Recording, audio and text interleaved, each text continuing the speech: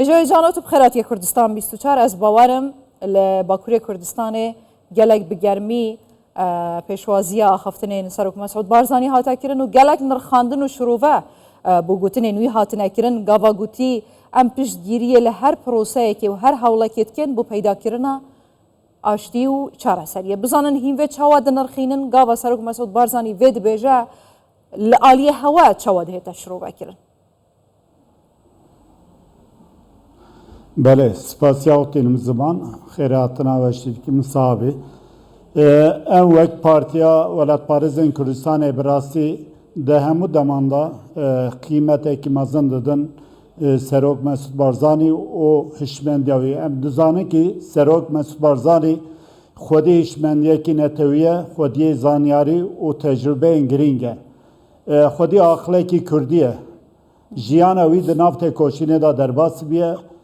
Gelek demanda têkçûn û serhildan berxwedan di nav jiyanê de tecrüben Birêz Mesut Barzanî, Serok Mesut Barzanî ew ke îro li rojhilata navîn e bawer nakim tu Serok bi qasî wî xwedî zanyarî û xwedî tecrübe be. Di vir de em giringiyekî mezin didin ki elbette tiştê gotine em bi qîmet dinirxînin û piştevaniya Serok Mesut Barzanî dikin. Elbette Doza Kurdistanê, Doza Kurdan elbet nav çar devletan da an jî di nav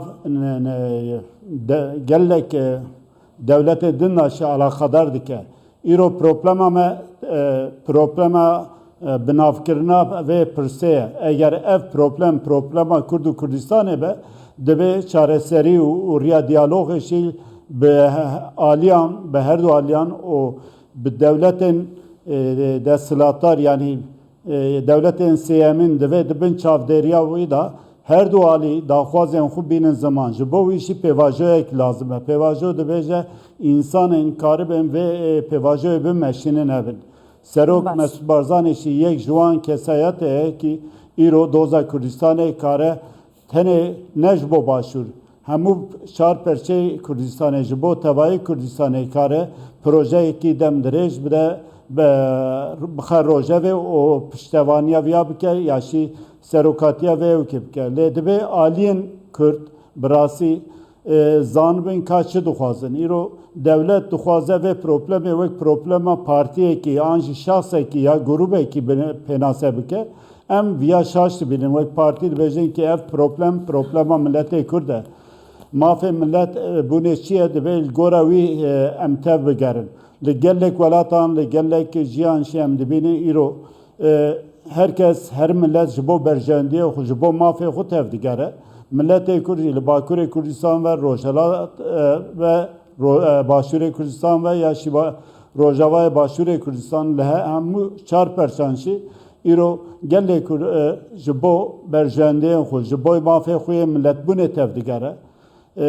Ev aliyên sernavê Kurda hinek jî yani boy demokrasiya Türkiye ya jî boy demokratîkbûna Türkiye tev digerin bi rastî ev bi serê xwe problem e. Dibêje Kurd di nav xwe da deriyê diyalogê vekin bi hev re ser daxwazên lezgîn û daxwazên karibin îro bixin rojevê projeyekî deynin ortê.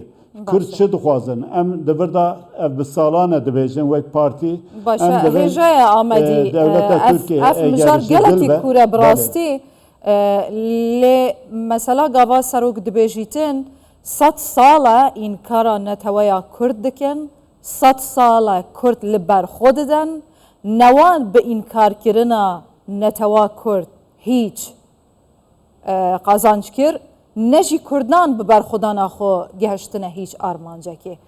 Eva dikare çi peyamek be ji bûdanana çekan bi bêdengî dirêjkirina destê aştî û biratiyê dest bê dalûkê bikin.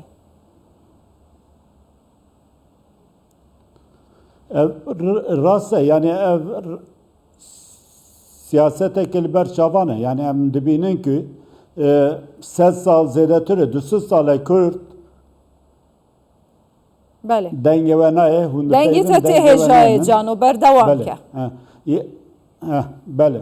Yani Kurd du sale ji bo azadî û serxwebûna xwe di nav hewldanên tekoşînê dane. Yani em karin ji Şêx Ubêdullah Nerî bigirin heta îro di heman demanda şikestin çêbûye jî lê milletê Kurd ji holê ranebiye û dev ji doza xwe jî bernedaye. Îro jî wisa ye Birêz Serok Mesûd Barzanî jî vê rastiyê vê realîte anî ziman dibêje devletên dagirker û devletên desthilatdar sed sal berê çaxa Kurdistan perçe kirin. Divê vê realîtê berçav bigirin ki ev sed sal derbas bû milletê Kurd ji daxwazên xwe paş ve gav navetin. Li Başûrê Kurdistanê em salên şoreşa îlonê bigirin heta niha gelek nimûne girîn berçavin. Dîsa li Bakurê Kurdistanê ji 25 bigire heta 1938 geliyê Zîlanê, Agiriyê, Dêrsimê, Pîranê yani gelek hewldan û berxwedan çêbûn. Di vir de jî em dibînin ki milletê Kurd di hemû demanda çaxa xwe birêxsin kiriye ji bo mafê xwe kiriye. Divê ev devletên dagirker vê rastiyê bibînin li gora wî tebigerin. Yani bi komkujî û bi jenosayda û bi çekan û bi kuştin û Hêjaya Amedî maf nayedan maf dihête standin. Cenab-ı Hewa jî dizanîtin. Maf nayetedan dihête standin ev mijareke bi serê xwe lê Serok Barzanî di çarçova axaftinên xwe de ev jî got nabîtin eva li başûrê welat bi dest vehatî bibîte kopî ji bo parçeyên diyên Kurdistanê. Ji ber her parçeyeke welat taybetmendiyeke xwe heye. Lê ew digel destpêkirina proseyên aştî û çareseriyê ne û amadene piştgiriyê lê bikin. A pirs ev ye. Serok Mesûd Barzanî çawa dikare rol bigêre, çawa dikare bibîte aktûrekê bihêsiyê destpêkirina pêvajoyeke aştî û çareseriyê. Aya li wê hêla welat zemîne saz e ji bo destpêkirina pêvajoyeke bi vî rengî hatina meydanê yan jî roldîtina Serok Mesûd Barzanî bû vê armancê.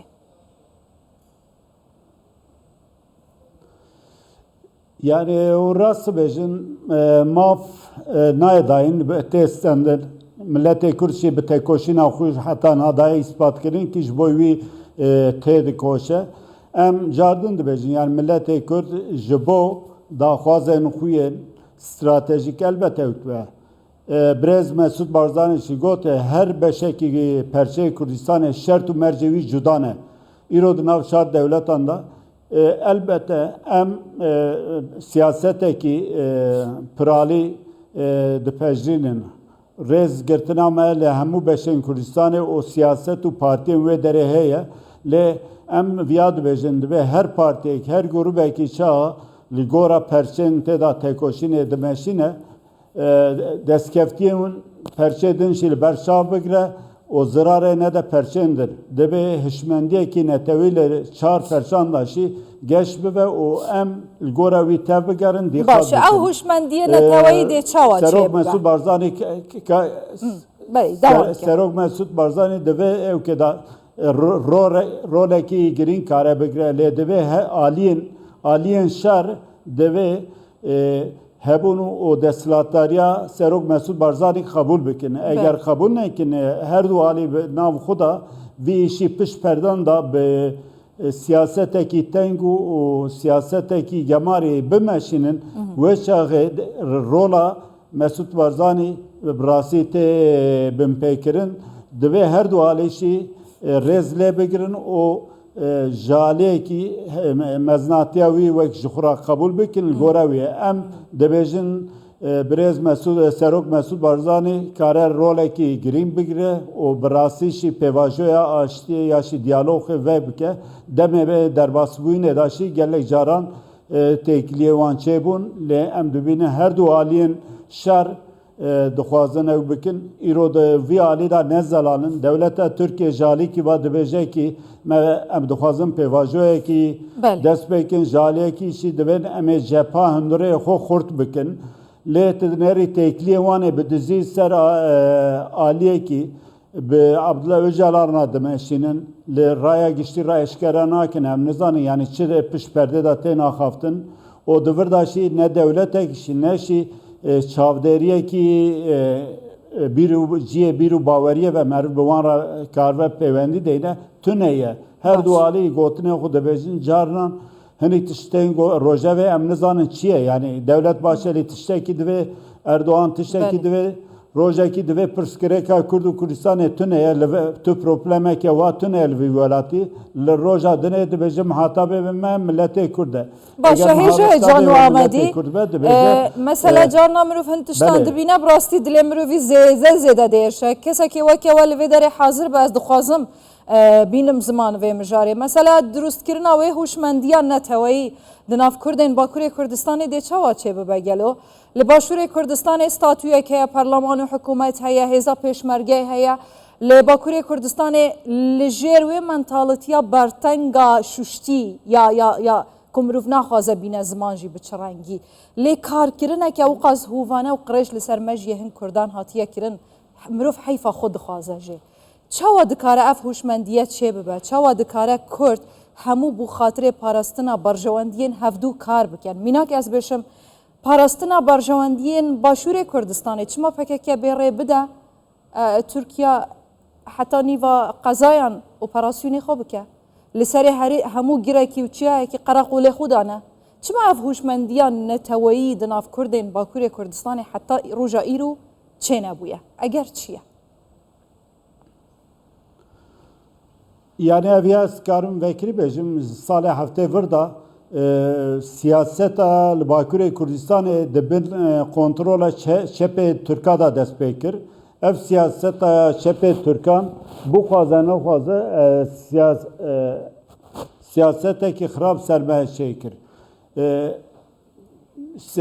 ev siyaset Başûrê Kurdistanê yan ji perçê din wek nebîne xwe bi Tirkiye ve girêda îro ew siyaseta îdeolojîk siyaseta çepkir em dinerin ser PKK wek dîse qayyum hene ew siyaseta bergokê min ketin biborin ew siyaseta diyare zêde kêşeyete digel wê ye hêja cano dixwazim tu berdewam bikî hinekî hêdfona te ji guhê te derdkeve dizanim heya te ji min tune lê ez xwazim gotina xwe berdewam kê heya me ji te heye dewam kê Bele ez ê vêya bêjim yani siyaseta çepkiriya Kemalîst li ser Bakurê Kurdistanê bi bandor e ji salên heftê heta îro jî bi giranî ser PKK ev siyasetê îro em behsa qayyûman dikin lê îro di siyaseta qayyûman bixwazî nexwazî ser PKK her tim heye ev siyaset di dinêrî yeka Ereb wek hevseroka demê radibe dibêje li Iraqê dewletekî Kurdî ava bibe ev ya ji bo Tirkiye û ji bo milletê din ne baş e ev ya bi xwe serê xwe siyaseta qayyûmtî ye aynî tişt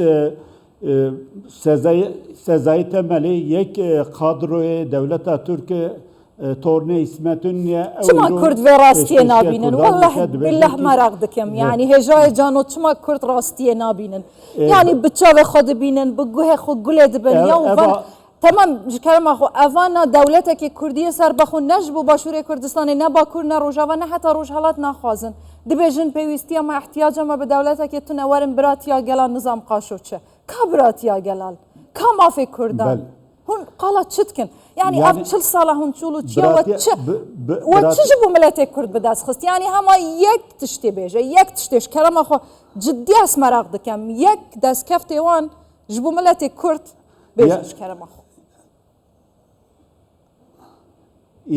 İmam Xan vallahi bir rastî yani tiştê be dilê min da ye elbette gelek milletê me godar dikin herkes divê bîr û baweriye de lê rastî li Bakurê Kurdistanê hişmendiya Kemalîstan hişmendiya çepkirî ser Kurdan gelek bi bandor e Kurd heta ji bin wê bandorê dernekevin nagêjin armanceyên xwe yên sereke em dibêjin kî bi aqlê Kurdî gere tev bigerin Doğu Perinçek bû, Yalçın Küçük bû, Sırrı Süreyya Önder bû, Ertuğrul Kürkçü bû, İro Tulaye Hatimoğlu o yên wek wî vana heta aqilmendê Kurda bin rewşa me Bakurê wê divê halê da be. Hişmendiya Kurd netewî çi ye? Hişmendiya netewî dibên eğer em xwe millet olarak dibînin, Kürt wek millet dibînin, o axa me ernegariya em ser dijî navê wî Kurdistan be, dibe boyê mafê milletbûnê em bi hev re tev bigerin. بله Şêweyên tekoşînê çi dibin bibin? Li gora wan şêweyên tekoşînê jî dibe em rojevê em tayin bikin. Ne hinkî din ser me rojeva xwe ferz bikin. Îro tu dinêrî di bîngeha milleta xeta netewî ya jî hişmendiya netewîperestî geşt ve devlet û aliyên de vana dixwazin ew bikin. Yani bertaraf bikin. Bi hemlên ewha wek hemleye çi bêjin dema xendekan medît dê hezaran xortême hatin kuştin. Ji bo çi bû? Ji bo demokrasiya Türkiye. Yani dibe Kurdên Bakurê Kurdistanê viya bibînin. Îro Türkiye jalîkî ve li Başûrê Kurdistanê bi dehan bi sedan xereqolan ava dike wan dera wan heraman xisiye bin kontrola xwe li aliyekî li Rojavayê Kurdistan bele. بله هجای جان و آمدی براستی جی آخفتن بوارا جهه باله لیدما معو قاز بو هجای جان و آمدی جگری سروک پارتیا ولات پاریزین کردستان جا آمده به هیویا هوشمندیان تویا هونجه دبیجن ادی کرد سرخوا ورن و های جهبن ببینن گله ببن دمهات ادی بس گلک جی درنگه